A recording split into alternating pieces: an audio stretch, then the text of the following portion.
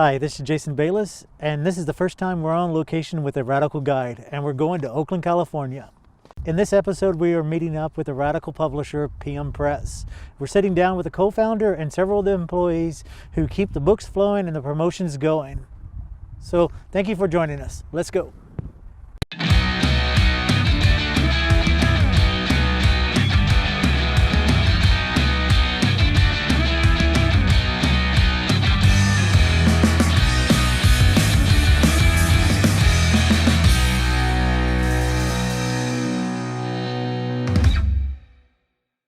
Started with PM Press about 10 years ago. So shortly after its inception, I had met Craig and Ramsey. I was a volunteer at AK Press for probably 7-8 years, and had become friends with a number of people over there. I was actually walking dogs part-time, and in my spare time, I figured I'd come in and volunteer with AK Press. Not sure where I actually first heard of AK Press, my first introduction to them, but I had stumbled upon some literature somewhere, and a lot of stuff made sense to me. And so I thought I'd take some of my extra time, since I was walking dogs, and the time I was down, I would just go and help in any way I could. I think I went by the first time, and most of the other staff was away at an annual general meeting in Scotland, but someone had to stay and man the fort over here in Oakland. And I was like, "Oh, you're by yourself? Well, do you need help with anything?" You know, I'm just kind of just starting a new profession walking dogs here, and I have some downtime. And that's where it started. It was going to just be like 1 week of helping out. I went by to pick up some books. That was it. My order was late or something. And so went by to pick up some books, and found out there was just one person running the ship there at the time. So I'm like, okay, well, this is silly. I'll help you. And so that was Ramsey at the time. And I had helped him that week, and then I figured, well, what the heck, I still have some downtime. I'll just do it another week. And then time went on. So it was about a 6 or 7 year volunteer span. And it wasn't every day. It was just, when I could do it, but it was usually a couple of days a week. And so I became friends with Ramsey and Craig, and well, actually everyone there. It was a great experience. Very nice. Even though I was a volunteer, I wasn't a true collective member. People still came to me for my opinions on things, and it was really neat. I thought that was very, very valuable for me.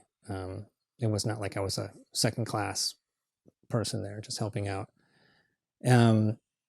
So when Craig and Ramsey had started PM Press, I was helping. They were still at AK Press as well. I was volunteering at AK Press, so I said, well, it's all kind of the same thing to me. I can help out under this umbrella as well. So I did that. And eventually, when Craig and Ramsey left, I was still walking dogs. And my schedule had gotten a lot busier by that point. So I wasn't going to AK as much. But they asked if I could help out with PM Press. And I said, sure, I'll do that. I've got some time. And it started off relatively small. We didn't have an official warehouse. We had very few titles at that time. They had very few titles when I came on. And I wish I could remember. I think they were still renting space, or AK was lending space at the time for those original titles. But of course, things were going to grow. So I said, well, I have a house here in Oakland. And I had started with a little shed in the back. As these things often do. It was very, very innocuous. I have a little shed. It was a standalone shed, not like it was actually built out of wood. It was raised. It wasn't insulated, but it was not like a aluminum shed. It was actually kind of a little mini house thing. I said I can put some stuff in there, and that very rapidly filled up. And then we kind of went to my garage, and I said, well, it's a 1-car garage, but I've got a bunch of stuff stored in it, so I can store more stuff in it. I just park in the driveway, so I'll put the DVDs in the garage, So the DVDs went to the garage, and then we got more books, and so I started in my living room. So the actually square footage of my place, the floor space actually began to shrink. It's like the walls were growing inwards somehow. But yeah, that was a pretty interesting thing. So I was actually working out of my house, filling orders from my house. I'd had I'd order the Uline envelopes, the package, the padded mailers, and I would fill the orders at my house. I would look at the online orders on the website, print out the invoice at home, and fill the order. And then drive down to the post office and drop them off. And it was very few at the time, I mean, it was more like receiving the books, keeping track of them. And at the time I was maybe doing, I don't know, 7, 8, 10 orders a day. And it was volunteer. So it wasn't a big thing. And that got more and more over time. Obviously, then we started taking a little bit of a salary because we were doing more work, which was totally fair.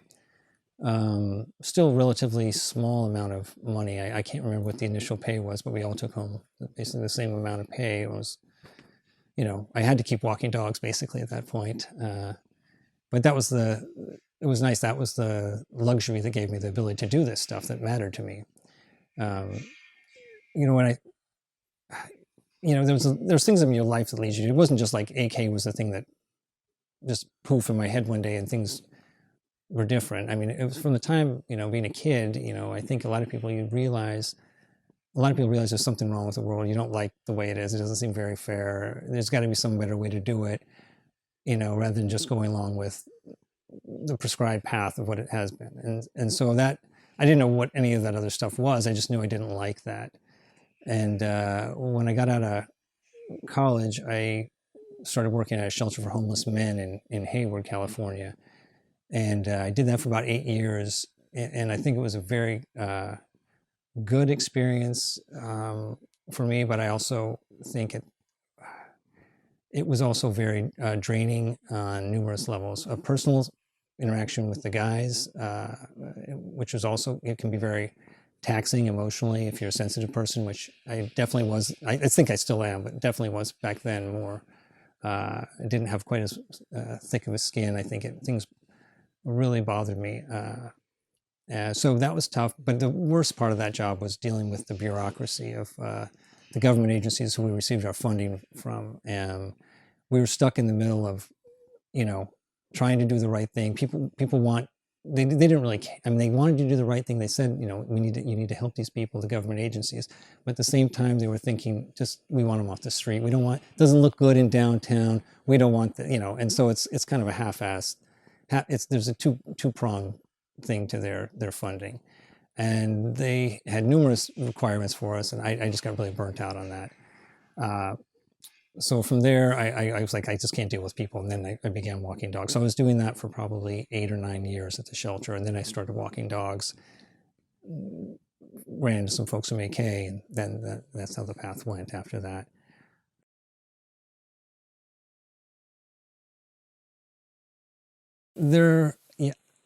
I think I came to AK through numerous things. I was involved in punk rock. So I think a lot of people kind of become politicized, even in a very basic way through punk rock. You learn about, these, like the anarcho-punk scene, you learn about some of these ideas, and I was like, wow, this is interesting. Where else can I find out about this? And I don't remember what the first kind of overtly political book I truly read that changed, that really kind of helped me think about anarchist, way you can structure a business or run your life. I think so many of the things, they're almost intuitive to people when you really think about it. When the world pushes you in a different way, but from the time you're a little kid, you're taught to share, do things fair, don't cheat, don't push your friend, don't do that, don't cheat on them, don't, how would you feel if that was done to you? And so you know all these things, at least they're taught to you at a very young age. If you don't know them inherently, and it feels like you know them inherently, what's right and what's wrong. If you can empathize with someone, the way someone else feels, of course you wouldn't want to screw that person over. So I think when the idea to start spending more time working with PM came about, it sounded great to me. First of all, I was friends with Craig and Ramsey, and we have similar, viewpoints, obviously, politically and business-wise. But I think it's also working with your friends, you're going to be much less likely to want to do something that would hurt them. So you're working, you don't want to screw anyone over in life at all. that's what you think. That's what we always say, and you don't want to, but sometimes things come about. So I think if you throw friendship into that, then you really don't want to do it. It's great. I think it's a perfect thing for me, because I'm like, I wouldn't want to, do anything to hurt my friends, and they're my coworkers as well. Stephanie, Ramsey, Craig, Steve, all these people. It's great. But so like when I come to the warehouse, my hours aren't set. There's no set hours. I mean, there's certain things I need to do each day. There's things I need to get out. The post office is only open business hours, 9 to 5. So I have to usually work within those, but there's numerous things I'll do. Like, I'll come to the warehouse, I'll print out the invoices, pull the orders, pack them up, then take them to the post office. But I also do things like, invoicing these all out when I get home at night. So sometimes it'll be a really long day, and I'll work all day at the warehouse, and then I'll come home and spend a bunch of hours invoicing. And I'll be like, the next day I'm not going to go in until 11 or 11:30, because fair is fair. And, and that's the nice thing about having this kind of autonomous level of work. I mean, we're small enough that everyone kind of works on their own here. So I'm in the warehouse, but I'm the only person in the warehouse. People say, what is your job? I'm like, well, I'm the warehouse manager, but it's really only me here, so I don't know who I manage, I manage to get by each day, I guess, but it's interesting. You have to be self-motivated. You have to want, to be able to do your job. And I think that's kind of the thing when more and more people are brought into PM, everyone has, it's not through coincidence that everyone has a very strong work ethic. And then you add that work ethic with respect for your fellow workers and people who are your friends, and it's a really good situation as far as not taking advantage of other people, because you just don't do that to people you care about. I mean, you don't want to do it to anyone, but even less to people you care about. So for me, it's an ideal situation.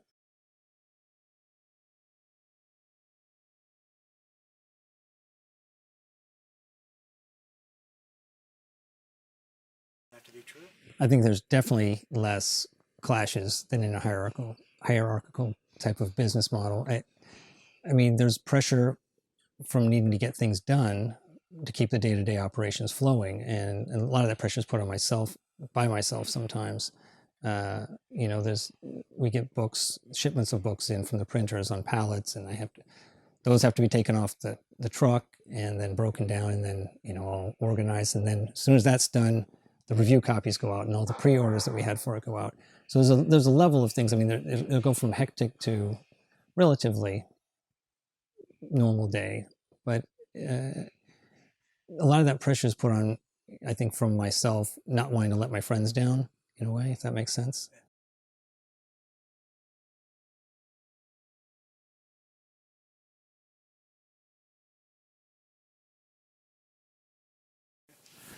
Well, I mean, definitely the times we're in today, which is 2018, America's in a very, very volatile situation, both socially and politically. People are looking, I truly believe that people are looking every time that,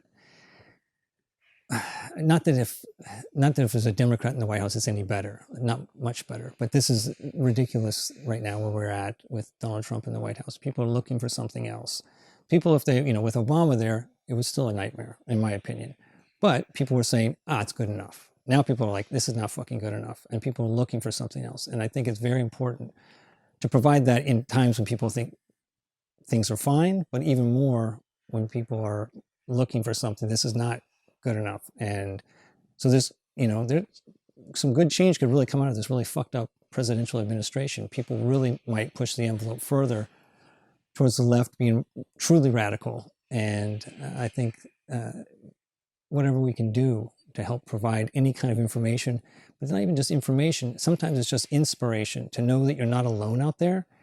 I mean, when I first started with PM, this is a little story, but I was probably like 2 years in, and I had already had a number of these, different beliefs, and even sometimes feeling as an outsider, even in the Bay Area of all places, you still feel like a weirdo kind of outside of everything.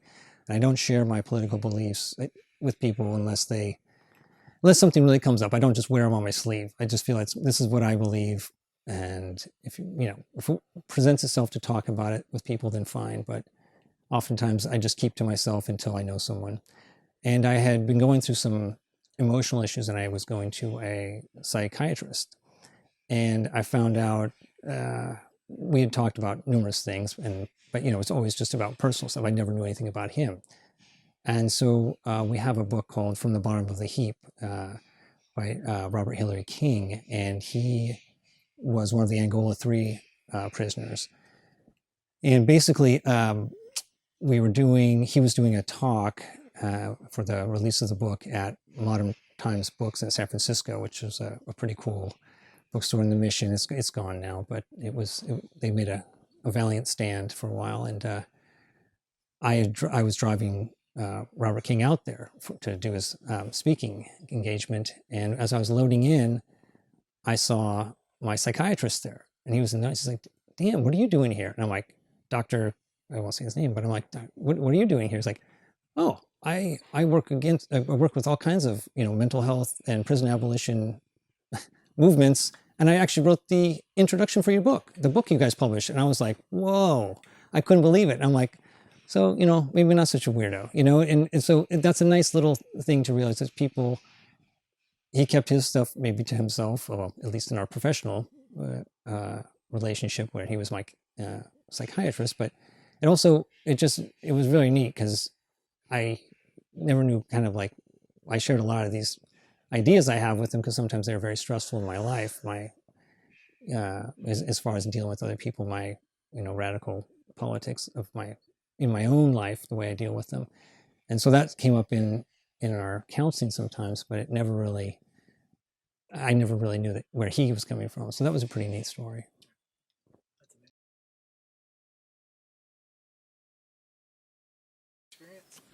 Well, I think the weird moment was that one meeting with the psychiatrist, only because for me, that was like, I mean, maybe everyone's a weirdo, or maybe everyone's not a weirdo. And that's the thing. Maybe it's all nothing. Maybe that's all in your head. And you never know what other people's beliefs are and how radical they are in times. I mean, I just thought he would just be like a guy, I'm like, oh, a psychiatrist, that's a lot of money every hour you charge, stuff like that. But so that was a really neat experience for me. I mean, I don't know if I have one favorite release here we've done, but some of the things I really do take pride in. I mean, I don't think we were directly responsible for things like, political prisoners like Oscar Lopez Rivera being released from prison, but we did put out a book on him. And so maybe that had some small way about his, his persecution, maybe that some small way that helped someone else see something, that helped someone else see something, that helped someone else go down the line and help affect that change. I mean, who knows? I don't know what things are directly, but I think there's always that ripple effect, and I think that's where things can truly change. I mean, we saw it with the whole Occupy movement. It was so weird. It started off as a small little blip, and people said, "Oh, that doesn't mean anything. What is that?" It's just people just being, and what people are, they're upset, but they don't really have a point. And then things start to ripple and reach further. And I think there's a lot of valuable lessons that can be learned from that. I mean, there was amazing cooperation and decision making on a horizontal level. I mean, it was just a wonderful experience, even only being involved in some of the things out here in Oakland. But so I think the things, I think a lot of the political prisoner books we do, I think those are very valuable because those are people that tend to be silenced. And so I think those probably are some of my most proud releases that we've done. But I also love punk rock, and I think it's really cool that we did a book on the early days of the Dead Kennedys and the Clash and stuff. So yeah, I think we definitely have a broad spectrum of releases at PM, but there's that element of radical positive influence. And that was, again, I used that term inspiration before rather than just information, because sometimes, there's other people that know the world's fucked, and maybe they haven't been exposed to some of this stuff before. I mean, it seems kind of crazy with the internet. Everyone knows everything now, but maybe not. Maybe you live in an area where or it has just been presented in this way to you, and there's something that will influence and inspire them, and maybe they won't change the world, but maybe they'll influence someone else, and maybe they'll influence someone else, and that's how things truly change. on a very small level. And sometimes it's just, you just need encouragement, I think, also inspiration and encouragement. I mean, we get a lot of orders from people that are incarcerated. We offer any prisoner 50% discount at PM Press. And, you can't write a lot because a lot of times the prisons, they all have fucking different rules. So sometimes it's like, oh, you can have a padded envelope, but you can't have, I think they'll find a myriad of ways to refuse our things that we get sent in there. It's like, some things it will be an art book, but it'll say like obscene material or something. And it's like, well, this is a painting of someone that's partially nude, but all right. So anyhow, but I'm straying. What I was saying is sometimes you just write a small note, and something, and just, stay strong in there. And I hope this book is, enlightening to you and of inspiration to you, and stay strong. And then that can mean a big thing. I mean, a lot of times you don't ever hear back, but a couple of times we've gotten letters back from people and just saying, wow, thank you so much for that. And it's a small thing.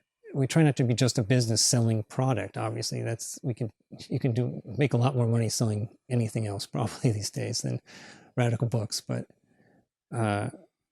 we do try and make it on a personal thing. I mean, every order, even if it's just a small handwritten note saying thank you for supporting PM Press, I like to write on every invoice that we send to people, just because, I don't know, I just think it's nice to have a personal thing. It's not, they're not just a customer. They're not just buying things and we sell them to you and, tell your friends or whatever. So I don't know. I just think it's a personal relationship. And again, if you can see and empathize with people that you don't know, when you do get to know them, you have even stronger bonds. We really get to meet our customers, but when we do, it's really neat. And by the way, it's nice to meet you for the first time today. So, but response from people sending us stuff too. We'll get prisoners that have sent us. I've got a couple of things I'll show you hanging up in the office. A guy made a really cool card. We had just not really corresponded. He would order things, but I'd write a little note. Then he sent another order and sent this really cool card. So I'll show it to you later.